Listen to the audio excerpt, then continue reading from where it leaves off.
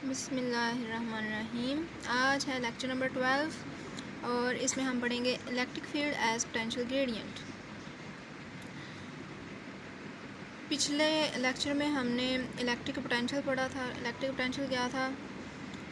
वो वाला work done जो यूनिट चार्ज को, ठीक है, वो वाला वर्क डन जो यूनिट चार्ज को प्लेट ए से प्लेट बी तक मूव कराने के लिए रिक्वायर होता है, ठीक है, उसे इलेक्ट्रिक पोटेंशियल हमने कॉल किया था। आज हम इलेक्ट्रिक फील्ड को in terms of potential gradient represent करेंगे। हम एक मैथमेटिकल फार्मूला कैलकुलेट करेंगे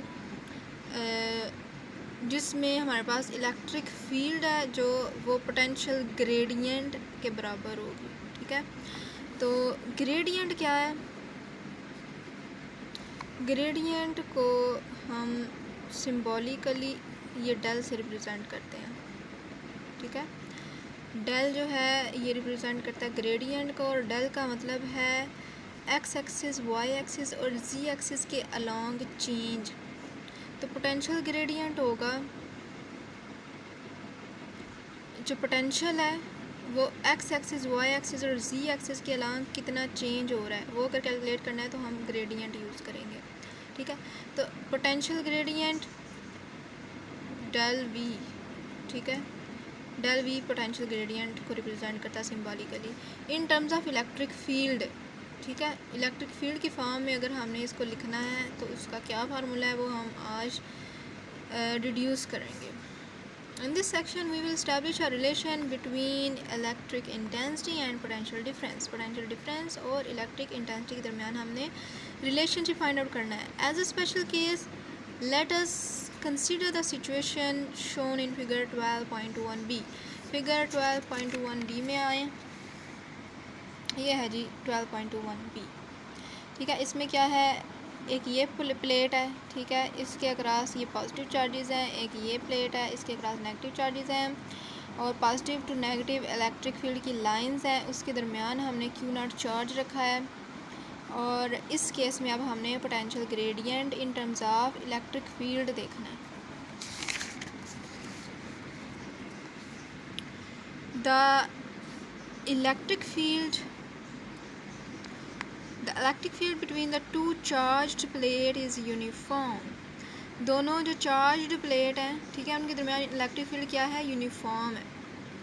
कैसे है? जितने ऊपर पॉजिटिव चार्जेस हैं उतने नेगेटिव नीचे चार्जेस हैं। सो फील्ड जो है वो यूनिफॉर्म है। Let its value be E. Let say जो इलेक्ट्रिक फील्ड की वैल्यू है वो ई है। The potential difference between A and B is given by, potential difference अगर हमने लेना है तो V B minus V A, पीछे हमने ये पढ़ा है, ये देखें ज़रा, ये V B minus V A is equal to W A B over Q naught, इसको हमने यूज़ करना है। वेयर डब्ल्यू ए बी, ये डब्ल्यू वर्क डन को रिप्रेजेंट करता है, वो वाला वर्क जो रिक्वायर है एक यूनिट चार्ज को मूव कराने के लिए inside the electric field from plate A to B, ठीक है। और वर्क डन हमारे पास एफ डी के बराबर है, फर्स्ट ईयर में पढ़ा है। फोर्स और डिस्प्लेसमेंट का जो मैग्नीट्यूड है ये वर्क डन को रिप्रेजेंट कर रहा है, ठीक है। यहाँ पे अब हमारे पास एफ फोर्स कौन सी है, यहाँ ज़रा चेक करें, हमारे पास फोर्स कौन सी है? इलेक्ट्रिक फील्ड की वजह से फोर्स लग रही है, ठीक है। अब ये है positive charge. Positive charge negative charge की तरफ अट्रैक्ट करेगा, ठीक है, पॉजिटिव नेगेटिव को अट्रैक्ट करता है तो ये मूव करेगा टूवर्ड्स नेगेटिव प्लेट। लेकिन अगर हमने इसको ये पॉजिटिव प्लेट की साइड पे अगर मूव कराना है तो हमें फ़ोर्स लगानी पड़ेगी, पीछे हम पढ़ चुके हैं, हमें फ़ोर्स लगानी पड़ेगी, और उस फोर्स की वैल्यू क्यू नॉट ई के बराबर लेकिन अपोजिट होनी चाहिए, ठीक है, ताकि वो यूनिफॉर्म वेलोसिटी के साथ मूव करे।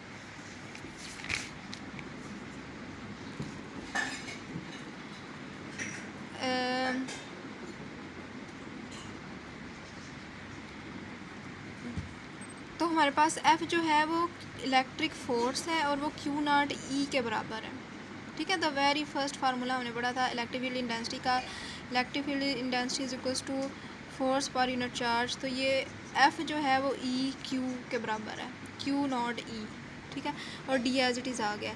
ये नेगेटिव जो साइन है, ठीक है, the negative sign is needed because force must be applied opposite to q not E. ये क्यू नॉट ई वो वाली फोर्स है जो इसको इलेक्ट्रिक फील्ड की डायरेक्शन में मूव कराने के लिए रिक्वायर है, लेकिन हमने तो इसको अपोजिट डायरेक्शन में ऊपर वाली साइड पे मूव कराना है। अपोजिट डायरेक्शन में मूव कराने के लिए ये जो क्यू नॉट ई है इसकी डायरेक्शन इसकी अपोजिट है, तो इसलिए नेगेटिव साइन यहाँ पे यूज़ हुआ है। So as to keep it in equilibrium, equation हमारे पास बन जाएगी V B minus V A is equals to W की जगह आ जाएगा Q not E D minus Q not E D, ठीक है, over Q naught. Q naught से कैंसिल हो जाएगा और ये हमारे पास माइनस ई डी के बराबर आ जाएगा। या अगर हमने ई कैलकुलेट करना है तो E is equals to V B minus V A divided by D, ठीक है, minus V B minus V over D, और ये चेंज इन वी को रिप्रेजेंट करता है, चेंज इन द पोटेंशियल, ठीक है, इसको डेल वी के बराबर हमने लिख दिया। If the plates A and B are separated by infinitesimally small distance del r, अगर हमारे पास जो प्लेट्स के दरमियान डिस्टेंस है वो बहुत स्मॉल है, लेट्स से वो डेल आर है, तो हम डी की जगह small distance del R put कर देते हैं ये वाली क्वेश्चन में, ठीक है, इसकी जगह del R. The quantity del V over del R gives the maximum value of rate of change of potential. Del V over del R क्या हमें प्रोवाइड करता है? Maximum rate of change of potential. ये del है ना, del change को, rate को बताता है, ठीक है। Change of potential with respect to R को ये बता रहा है, रिप्रेजेंट कर रहा है, ठीक है। This quantity give the maximum value of rate of change of potential with distance because the charge has been moved along the field line along which the distance del r between the two plates is minimum। इसकी value maximum क्यों है? क्योंकि ये del r की value बहुत minimum है, ठीक है, दोनों प्लेट्स के दरमियान जो सेपरेशन है वो बहुत कम है, इसलिए हमारे पास overall del V over del r की वैल्यू मैक्सिमम आएगी, ठीक है। डिवाइड के नीचे छोटी चीज़ हो तो हमारे पास रिजल्टेंट जो आता है वो बहुत बड़ी वैल्यू आती है, इसलिए it is known as potential gradient, इसको हम पोटेंशियल ग्रेडियंट कहते हैं, del V over del R को। Thus the electric intensity is equals to the negative of the potential gradient. ये पोटेंशियल ग्रेडियंट है, electric field is the negative of potential gradient. The negative sign indicates that the direction of E is along the decreasing potential. Negative sign बता रहा है कि जो potential में gradient है वो इलेक्ट्रिक फील्ड की डायरेक्शन के अपोजिट है। Okay, the unit of electric intensity, इस इक्वेशन में अगर हम यूनिट कैलकुलेट करें, वोल्ट, पोटेंशियल डिफरेंस का यूनिट वोल्ट है, ठीक है, और डिस्टेंस का यूनिट मीटर है। आगे इसको मज़ीद सिंप्लीफाई करके उन्होंने प्रूव किया है 1 वोल्ट पर मीटर 1 न्यूटन पर कूलम के बराबर है, ठीक है, 1 न्यूटन पर कूलम के बराबर है। ये एमसीक्यू में पूछा जा सकता है और ये भी शॉर्ट में, ये इम्पॉर्टेंट है, आपने शॉर्ट में करना है इसको तैयार, ठीक है।